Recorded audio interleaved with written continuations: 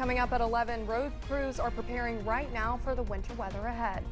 Dedicated to Eastern and Southern Kentucky, this is WYMT Mountain News at 11.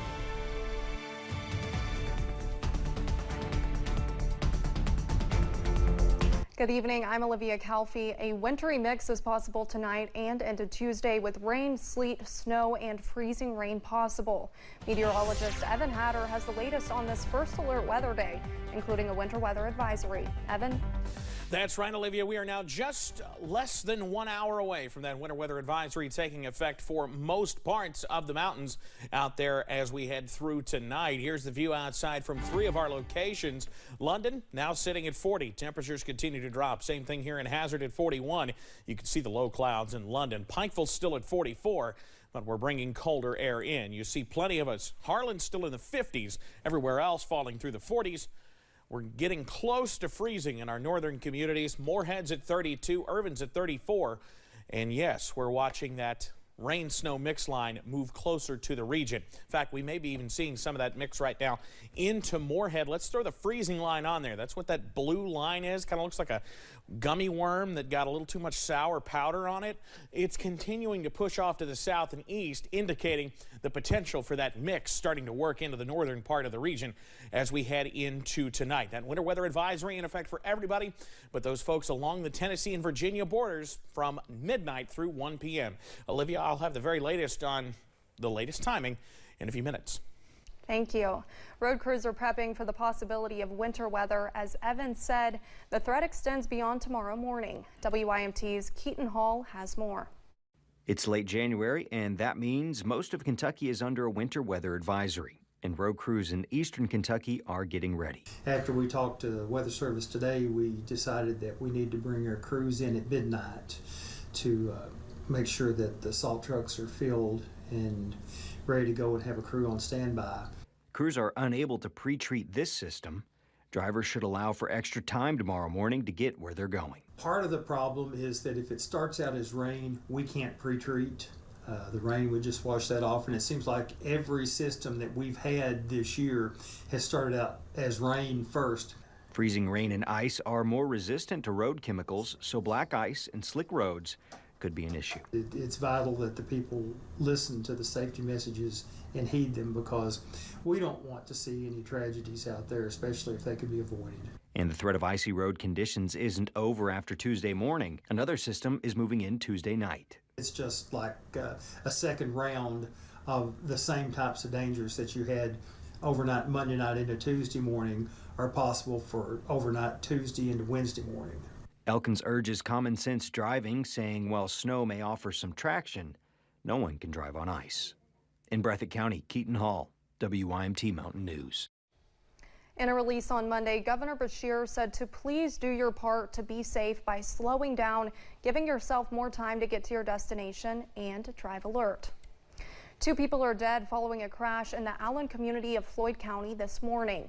Officials say 2 county employees crashed because of wet roadways when a county work truck and small car collided, trapping and killing 1 person on the scene before another died in the hospital. Though no names have officially been released, Judge Executive Robbie Williams says the fatalities of the crash are a hard time for his team, and they are working to provide whatever comfort they can in the days to come.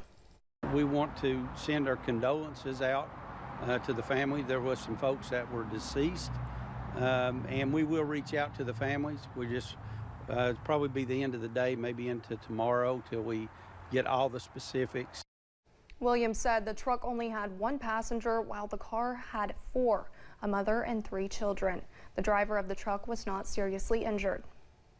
Earlier today, Hazard leaders and representatives with Kentucky River Community Care gathered at the Sapling Center in Hazard to discuss the launch of KRCC's newest program. KRCC has been working for more than a decade to create the Transition Age Youth Individual Placement and Support Program, or TAIPS, which aims to help youth and young adults with career exploration, job placement, and support to help them maintain those jobs. Some of these are very training specific. So if they want to do welding, we help them get into those classes. And yes, it can decrease unemployment in the long run. And these are kids who are learning these skills and that will go on and become careers, hopefully. The Tate IPS program focuses on youth and young adults ages 14 to 24. The program also has partnerships with industries including IT, retail, and several others. COVID cases are up in the Kentucky River District. Health leaders say they are seeing more COVID cases along with respiratory illnesses not associated with flu, COVID, or strep. They also say you should see your doctor for a wellness check so you are healthy year-round.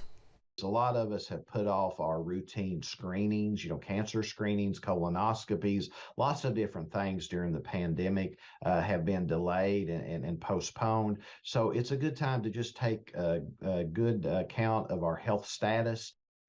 Experts say it is not too late to get your flu or COVID vaccines.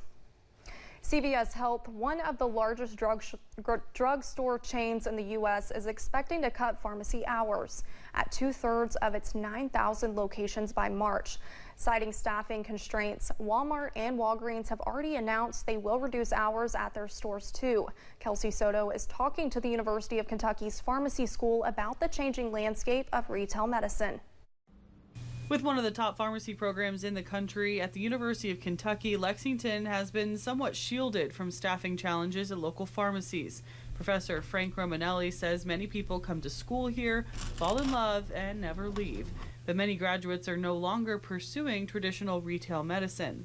I think we saw a tremendous expansion in pharmacy hours in terms of the number of pharmacies as well, right? Like there's one almost on every corner in this town. Now some chains are having to cut back their hours due to a lack of staffing. And while the previous model was convenient for consumers, he says the market is proving it's unsustainable. And it's good for patients in terms of increasing accessibility. And, you leave the emergency room at 3 in the morning, you can go pick up your meds at 3:15 in the morning. But that does put strain on the workforce. That strain led to highly stressful job environments for pharmacists, according to a report by the National Pharmacist Workforce Study, with problems ranging from work-life balance issues and heavy workloads contributing to burnout. Do you still see interest in students wanting to become pharmacists, compared to maybe when you were a student? Yeah, I think the demand is still there. What's happened probably is the denominators increased. So in the United States, there's way more pharmacy schools today than there were 20 years ago. Independent pharmacies warn that this could lead to higher payroll costs and longer wait times for patients looking to fill their scripts. In Lexington, Kelsey Soto, WKYT. Employment growth for pharmacists is projected to grow only 2%, much slower than other occupations. The National Community Pharmacist Association said more than 3/4 of pharmacies in the U.S. report staffing difficulties. President Joe Biden plans to lift the COVID-19 national and public health emergencies this spring. The White House says it will end May 11th. Along with that will come the end of the Title 42 policy at the border. While the Biden administration has attempted to terminate the policy, it has remained in place because of orders issued by the Supreme Court and a district court in Louisiana. The White House says Biden supports an orderly, predictable wind down of the Title 42, allowing enough time to establish alternative policies. The Biden administration wants to make it easier for more women to get free birth control. A new rule has been proposed by the Departments of Health and Human Services and Labor and Treasury. It removes a Trump-era exemption to Affordable Care Act that allows employers to opt out of moral convictions. Employers would still be allowed to opt out for religious reasons, and a new independent pathway for those policyholders would be created for women to access contraception at no cost. Students at religious colleges would also have access to that avenue.